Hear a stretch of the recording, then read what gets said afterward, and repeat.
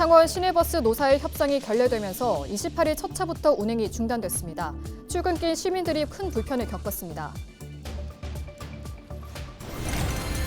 수도권 다음으로 가장 많은 유권자, 바로 경남과 부산에 있습니다.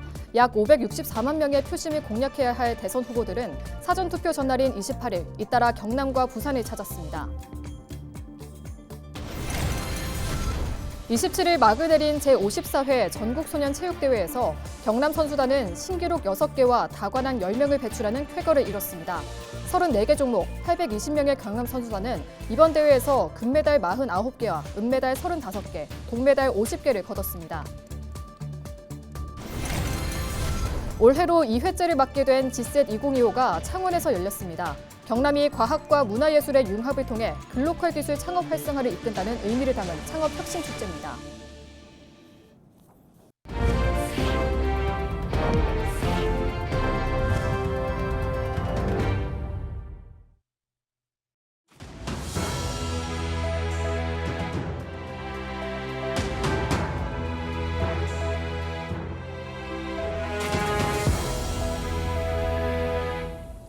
시청자 여러분 안녕하십니까?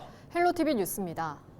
창원 시내버스 노사가 막판 임금 협상을 이어갔지만 합의점을 찾지 못하면서 28일 첫 차부터 파업에 들어갔었죠. 전체 시내버스의 약 95%에 달하는 660여 대가 멈춰서다 보니 출근길, 등굣길 시민들이 큰 불편을 겪었습니다. 표영민 기자의 보도입니다.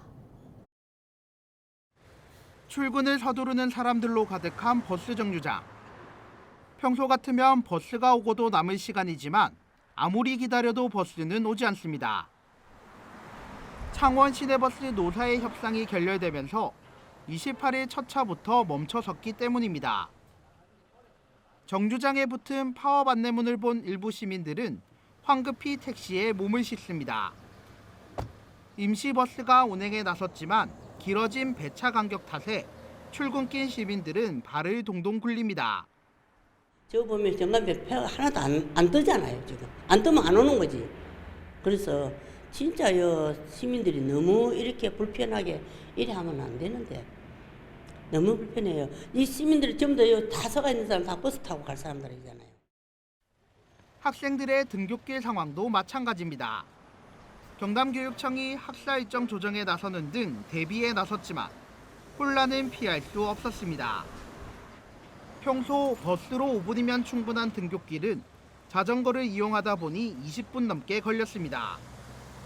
평소와 다르게 오늘 버스 파업 때문에 누비자를 타게 됐어요. 창원시는 비상소송 체계를 가동했습니다. 전세버스와 관용버스 등 임시버스 180대를 주요 노선에 투입하고 외곽 지역은 임차택시 300여 대를 투입했습니다. 하지만 평소 버스 운행량의 42% 수준에 불과해 시민 불편 해소에는 역부족이었습니다. 입처에 대해서 이제 유형 근무를 좀 할 수 있도록 그렇게 요청을 해놨고 있는 상황입니다. 특히 이제 초중고에 대해서는 등교 시간을 10시로 좀 조정을 해가지고 또 혼잡을 좀 피할 수 있는. 창원의 유일한 대중교통 수단인 시내버스. 해마다 반복되는 노사 갈등과 버스 파업에 애꿎은 시민들만 피해를 보고 있습니다. 헬로티비 뉴스 표영민입니다. 수도권 다음으로 가장 많은 유권자가 바로 경남과 부산에 있습니다. 약 564만 명의 표심을 공략해야 할 대선 후보들은 사전투표 전날인 28일, 잇따라 경남과 부산을 찾았는데요. 막바지 총력을 벌인 여야, 김수정 기자가 취재했습니다. 더불어민주당 인사들이 약세 지역으로 꼽히는 경남에 모였습니다. 강금실 김경수 총괄선대위원장은 이 자리에서 도민들에게 먼저 사전투표를 당부했습니다. 이번 대선에서 경남을 박빙 지역으로 보고 있는 민주당은 국가 균형 발전을 위해 일할 기회를 달라고 호소했습니다. 또 광역 GTS망 구축, 해상풍력 특화단지 조성, 우주항공 방산산업의 메카 등 경남 8대 공약을 발표했습니다. 대한민국의 운명을 걱정하는 새로운 대한민국을 염원하는 경남도민들께서 이번만큼은 내일부터 시작되는 사전투표부터 시작해서 반드시 경남이 대한민국의 미래를 결정하는 그런 새로운 선택을 해주시기를 간절하게 당부를 드리겠습니다. 일할 수 있도록 꼭. 국민의힘은 김문수 후보가 직접 보수 텃밭 따지기에 나섰습니다.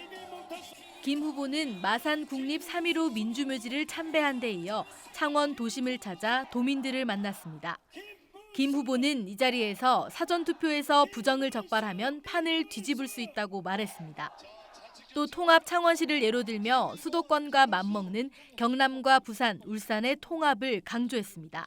그 안에서 바로 서울 수도권하고 맞먹는 기가 막힌 우리 자족 도시를 만들어서 서울 북쪽에는 서울이 있고 그 다음에 남쪽에는 창원, 부산이 전부 다 합쳐가 여기가 강력한 남부 해안 지역, 동부 해안 지역, 태평양을 향한 허브 도시를 만들어야 된다.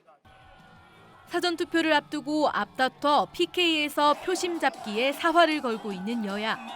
여야 모두 독려하고 있는 제21대 대통령 선거 사전투표가 29일부터 이틀간 진행됩니다. 이 토요일이 있던 이전과 달리 이번에는 평일에만 사전투표를 할 수 있습니다. 헬로티비 뉴스 김수정입니다.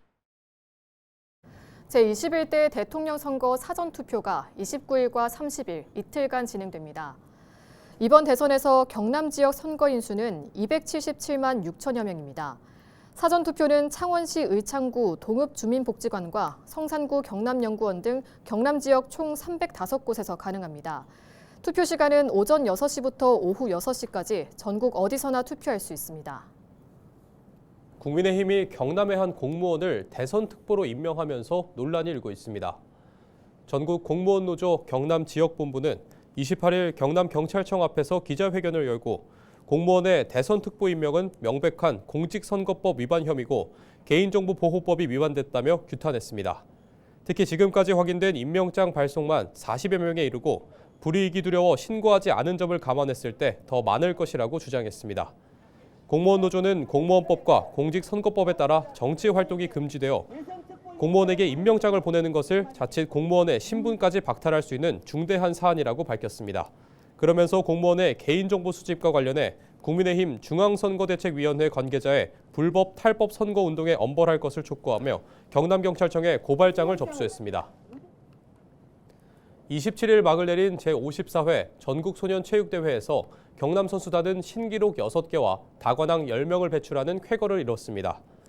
육상 사전 경기 남자 15세 이하부 400m 계주에서 진주 대곡중 조수흠 안대성, 창원 합포중 김준, 창원 중앙중 김시훈 선수가 42초 34를 기록해 남자 중등부 한국 최고 기록을 세웠습니다.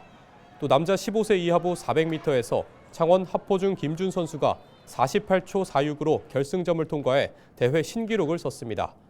역도 김해 영운중 안수빈 선수는 용상 71kg, 합계 71kg에서 대회 신기록을, 인상 71kg에서 대회 타이 기록을 쓰며 선전했습니다. 롤러 남자 12세 이하부 3000m 계주에서 거제 삼룡초 강인하, 거제 양정초 서희태, 김해 칠산초 이동윤 선수가 3위를 기록하면서 1, 2위와 함께 대회 신기록을 쓰며 동메달을 목에 걸었습니다. 다관왕도 쏟아졌습니다. 육상에서 진주 갈전초 양우진, 창원 합포중 김준 선수가 역도에서 영운중 안수빈 선수가 3관왕을 따냈습니다.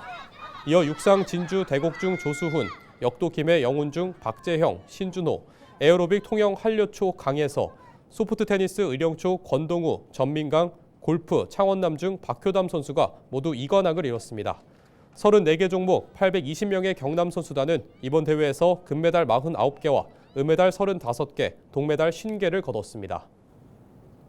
글로벌 기술 창업 활성화를 위한 창업혁신축제인 GSET2025가 28일부터 29일까지 이틀간 창원 컨벤션센터에서 열립니다. 올해로 2회째인 이번 행사에는 국내외 창업기업과 투자사, 대학 등 300여 명이 참여했습니다. 특히 개막식에서 올해 경상남도의 투자 유치 목표액인 300억 원이 넘는 706억 원의 성과를 기념하기 위한 자리도 마련됐습니다. 중소벤처기업부가 유망 스타트업을 육성하기 위해 마련한 아기 유니콘 기업에 선정된 창원의 이플로우와 무인 도축 자동화 로봇을 개발한 로보스 등 경남의 대표 유망 기업이 이번 행사에 참여했습니다. 이상 목표로 해서 지금 현재까지 약 7천억 이상 창업 펀드가 조성이 됐고요. 앞으로 이제 또 중요한 것은 대중견기업과 스타트업을 연결하는 오픈 이노베이션 미팅을 주선하고 있기 때문에 앞으로 우리 경남의 창업이 활성화될 것으로 전망됩니다. 우리 사회에 잘 알려지진 않았지만 전남 여수에는 과거 전쟁으로 인한 아픈 역사가 잠들어 있습니다. 바로 이하포 두루겨 미군 폭격 사건인데요. 그날의 진실을 찾기 위한 희생자 유해 발굴이 74년 만에 첫 발을 뗐습니다. 보도에 송하영 기자입니다. 6.25 전쟁이 발발한 지 한 달여 지난 1950년 8월 3일. 여수 안도 해상에서는 250여 명을 태운 피난선이 미군 전투기의 공격을 받고 침몰했습니다. 미군 전투기 4대의 무차별 폭격에 200여 명이 숨졌고 50여 명이 다쳤습니다. 이후 일주일도 채 되지 않아 인근 두루겨 해상에서도 미군 폭격으로 고기를 잡던 어민 10여 명이 목숨을 잃었습니다. 지난 2010년 진실화해위원회를 통해 당시 미군의 폭격이 불법적이라는 사실은 밝혀졌지만 두 사건에 대한 진상규명은 진척이 없었습니다. 관련 자료가 부족하고 시간이 흐르면서 지금은 고령의 유족 소수만이 남아있기 때문입니다.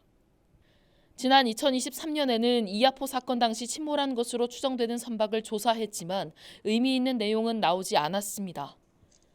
이런 가운데 지난 27일 이하포 사건 희생자 유해 발굴이 시작됐습니다. 여수시는 오는 6월 말까지 이하포 인근에서 유해 발굴 작업을 이어갈 방침입니다. 이후 유해가 발견되면 분석을 거쳐 세종 추모의 집에 안치할 계획입니다. 진화에다가 수차례 지금 유해 발굴 사업을 하겠다고 요청을 드렸는데 작년에 진실화해위원회에서 이제 그 요청을 받아들여서 전액 국고 사업으로 유해 발굴 사업을 시작하게 된 것입니다. 시민사회단체는 이번 유해 발굴이 진상규명을 위한 첫걸음이 될 것으로 기대했습니다. 그러면서 역사를 바로 인식하는 시민운동과 희생자들의 넋을 기리는 평화공원을 조성해 우리 지역의 아픈 역사를 기억해야 한다고 강조했습니다. 또 특별법 제정을 통해 진상규명과 위령행사 지원의 근거를 마련해야 한다고 설명했습니다. 그동안 알려지지 않았던 것이 점점 알려지면서 지역민들이 이제 많은 관심을 좀 가지고 있습니다. 하지만 아직도 많이 부족하다고 생각합니다. 반전과 평화, 그다음에 인권이 존재하는 그런 섬으로 만들어서 거기에 평화공원을 좀 조성하고 그 학생들이 좀 다 이제 교육의 장으로 교육청에서도 교육의 장으로 활용하면 아주 좋을 것 같습니다. 이번 이하포 사건 희생자 유해 발굴 작업이 깊숙이 묻힌 그날의 진실을 찾아낼 단초가 될 수 있을지 관심이 쏠리고 있습니다. 헬로티비 뉴스 송하영입니다. 기장시장 일원이 2026년 상권 활성화 사업 공모에 최종 선정됐습니다.